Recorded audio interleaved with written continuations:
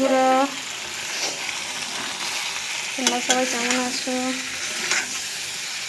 আজকে আমাদের রেসিপি হচ্ছে ফুলকপি দিয়ে আলু দিয়ে ধনেপাতা টমেটো আর মোরলা মাছ ভেজে ভেজে রেখেছি। মোরলা মাছ দিয়ে তরকারি হবে আর ডাল আর আলু ভাজা। আমার রেসিপি এই গরমে পাতলা করে। পোনা মাছ হলে ভালো হতো, পোনা মাছটা আসেনি, চুনো মাছটা পেলাম। মোরলা মাছ, পুকুরের জ্যান্ত মাছ, ভালোই লাগবে। রসুন দিইনি, আদা জিরে বাটা, আদা জিরে ধনে বাটা দিয়ে পাতলা করে ঝোল করবো। টমেটো কাঁচা লঙ্কা ধনে বাটা দিয়ে আজকে আমাদের রেসিপি এইটাই। এই গরমে কদিন উগড়া মাংস খাওয়া হচ্ছে,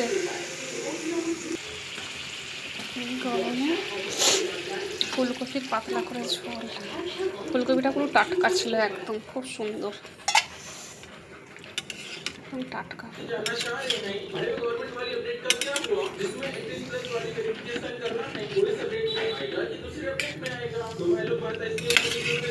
হালকা পাতলা ঝোল, বেশি মশলা দিইনি। হালকা অল্প আদা, অল্প জিরে, অল্প ধনে বেটে সিলে বাটা মশলাতে খুব সুন্দর টেস্ট হয়।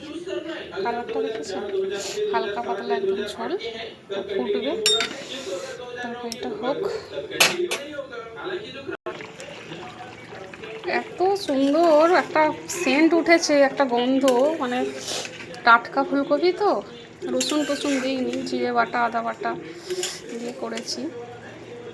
এত সুন্দর একটা স্মেল বেরাচ্ছে। এর মধ্যে যদি মাছটা দিই না, আরও এত সুন্দর এর স্বাদ হবে। এই এক তরকারি দিয়ে ভাত খাওয়া যাবে। খেয়াল নেই কাঁঠালের দানা ছিল, কাঁঠালের দানা দিয়ে একটু দেবো ভাবলাম, দেখি আলুটা সেদ্ধ হয়ে গেছে কিনা। সেদ্ধ হয়েই এসছে, কাঁঠালের দানা দিলে হবে কি।